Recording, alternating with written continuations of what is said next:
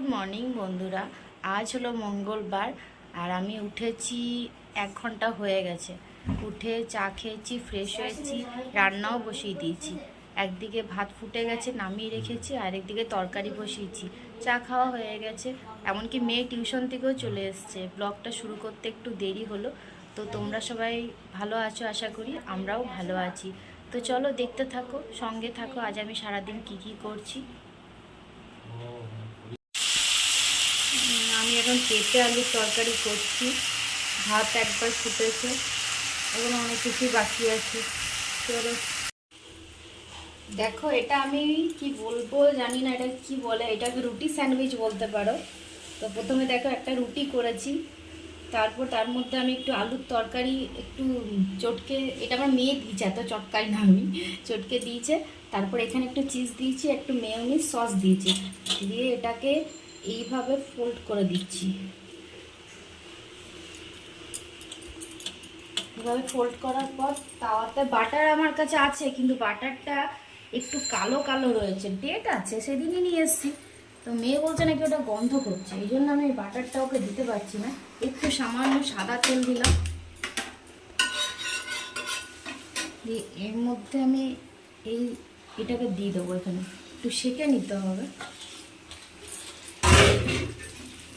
দেখো এখানে একটা আমি করেছি, এইরকম টাইপের হবে, খেতেও ভালো লাগবে, রুটিও খাওয়া হলো, সবজিও খাওয়া হলো, একটু অন্যরকম হবে। মেয়ে বলছে আজকে স্কুলে এটাই নিয়ে যাবে, মানে এটা বানিয়ে দিচ্ছি ওকে। রুটি তরকারি খেতে চায় না, তো পরোটাটা আজকে করা হয়নি, রুটি করলাম। এরকম করে এটা সেঁকে দেবো একটু, ভাজছি ভালো করে, হয়ে গেছে ভাজা, বন্ধ করে দিলাম।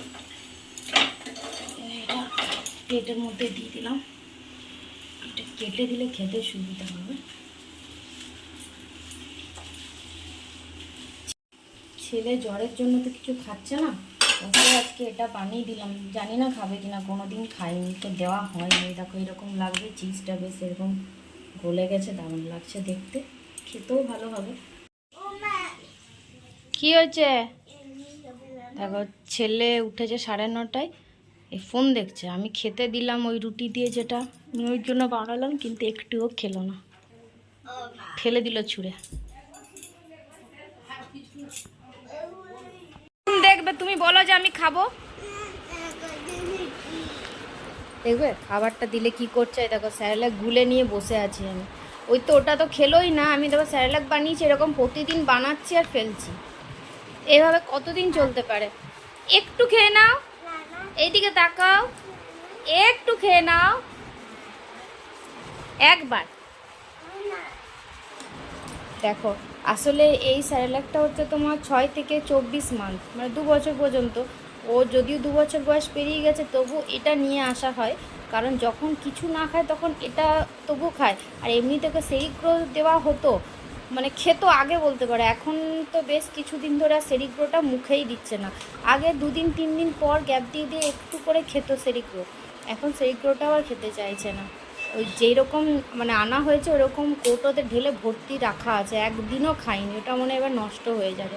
আর এই দেখো এই স্যারেলাকটা খাচ্ছিল যদিও অল্প স্বল্প, আর জ্বর হওয়াতে একদম মুখে দিচ্ছেই না, চিন্তা করো। এইটুকু করেছি আমি বাটির মধ্যে, ছোট্ট একটা বাটিতে, এটাও খাওয়াতে পারছি না। কি সমস্যা পড়েছি আমি, ভগবান! আমার আর কিছু ভালো লাগছে না এইভাবে। বলো, খাওয়াতে এতটা, সকাল থেকে উঠেছে এখনো কিছু খাইনি, খাওয়াতে যদি এতটা সময় চলে যায়, আমি তাহলে কখন বাকি কাজ করব? এই জন্য আমার জলখাবার খাওয়া হয় না, দুপুরবেলায় খেতে লেট হয়ে যায়, এই হয় আমার। বাবা একটু খেয়ে নাও, হ্যাঁ করো, একটু একটু একটু।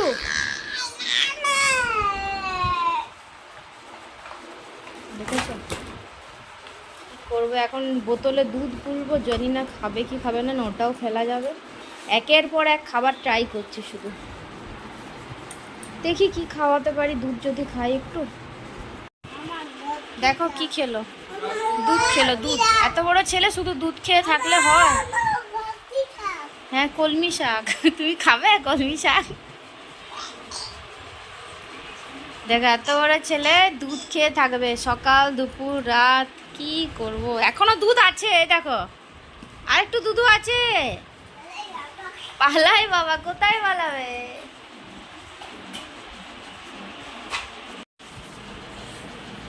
দেখো দুজন এক জায়গায় থাকলেই ঝামেলা।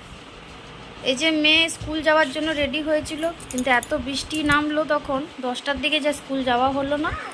ও বাবা বললো না এখন ভিজে স্কুলে যাবে, যদিও রেনকোট পরে যেত, রেনকোট পরলেও তো বৃষ্টি পাবে, তাও গাড়িতে বসলে তো বলছে যে ভিজে যাবে, অতক্ষণ থাকবে, ঠান্ডা লেগে যাবে। একেই তো ঠান্ডা লেগে আছে, পরশু দিন থেকে পরীক্ষা আছে, পরীক্ষাটাই ভালো করে দেখ।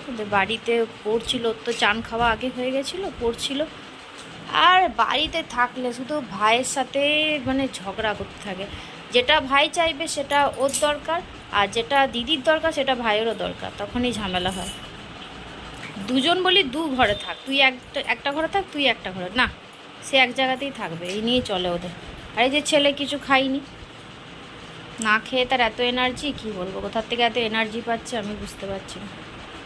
সেই দুধ খেয়ে আছে, যতবার বলছি ভাত খাবি, না খাবে, সাদা ভাত খেয়ে নেবে, সবজি ডাল ফাল দিয়ে হয়তো খাবে না আজকে, আমি বুঝতে পারছি।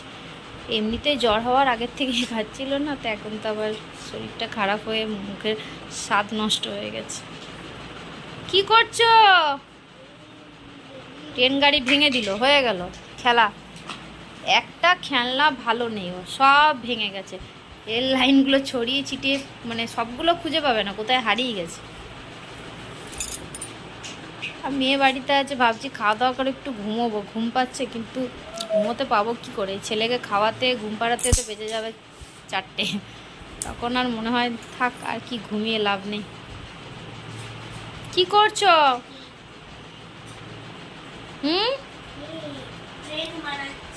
ট্রেনটা ভেঙে আবার তুমি কি করে বানাবে ওটা?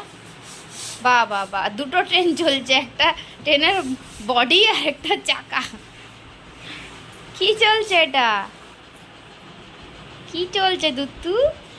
ও দুত্তু, আজকে মামা বাড়ি যাইনি, বৃষ্টি হচ্ছে বলে ওদেরকে আর নিয়ে গেলাম না, থাক ঘরে, ভালো লাগছে না।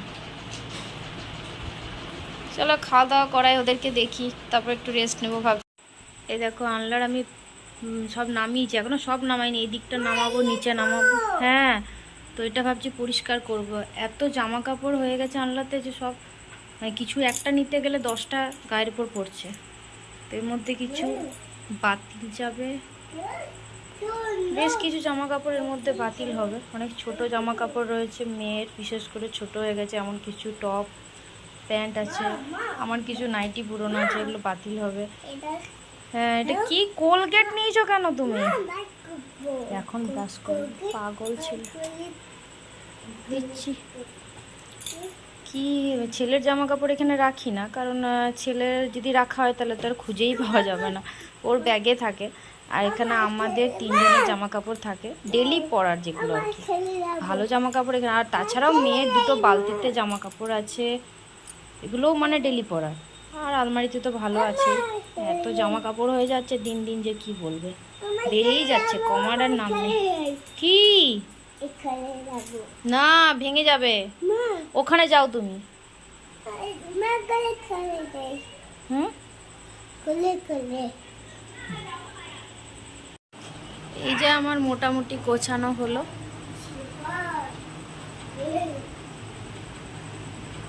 আর এখানে কিছু জামা কাপড় আছে, এগুলো এখন বাতিল হবে। আর ওই বালতিতেও কিছু আছে, সেগুলোর থেকেও কিছু বেছে বাতিল করতে হবে, তাহলে এখনকার মতন কাজ কমপ্লিট হবে। এইগুলো তো গ্রীষ্মের জামা কাপড়, শীতের জামা কাপড় আবার আছে, তোলা আছে, সেগুলো যখন বেরোয় বাবা, তখন আরও দেখতে হয়। দেখো ছেলে কি ফেললো, কি ফেলেছ, বোতল ফেলেছ কেন, বদমাইশ।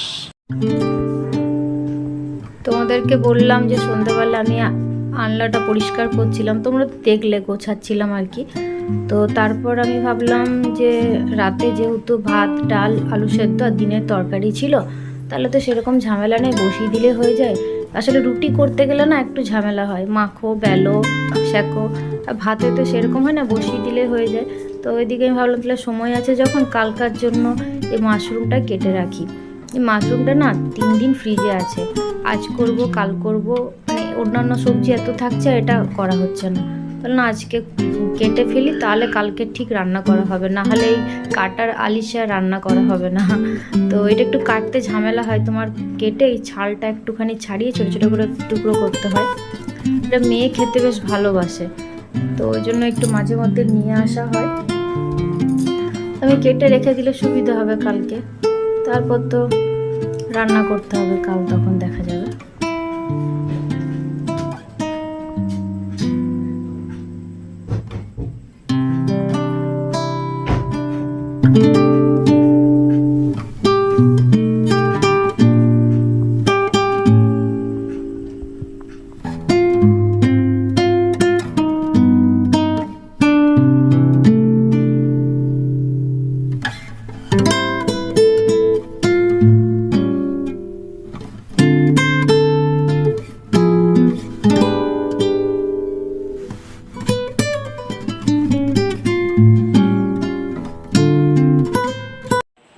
দেখো আমাদের খাওয়া দাওয়া হয়ে গেছে, বাসন ধোয়া হয়ে গেছে, গ্যাসও মোছা হয়ে গেছে, পরিষ্কার করে ফেলেছি এখানটা, যাতে সকালে উঠে আমার এই ঝামেলাগুলো না থাকে আর কি। উঠেই আমি আগে চা করে রান্না বসাতে পারি, এই জন্য আমি রাতেই গ্যাস মুছে রাখি, বাসনও ধুয়ে সব রেখে দিই, তাহলে জলটাও ঝরে যায়, সকালে জায়গা মতো রেখে দেওয়া যায়। এখন আমার দেখো বৃষ্টি শুরু হয়েছে টিপ টিপ করে। আজ সকালে একবার জোরে হয়েছে, তারপর আবার রোদ দিয়েছিল 2টোর থেকে, এখন আবার টিপটিপ বৃষ্টি পড়ছে, আর গরমও সেরকম। তো ভিডিওটা আজকে আমি এখানেই শেষ করছি। সবাই সুস্থ থেকো, ভালো থেকো, সাবধানে থেকো, অবশ্যই আমার ভিডিও দেখো। আর আমার ভিডিও দেখে যদি ভালো লাগে সাবস্ক্রাইব, লাইক, শেয়ার, কমেন্ট করবে। Tata, good night.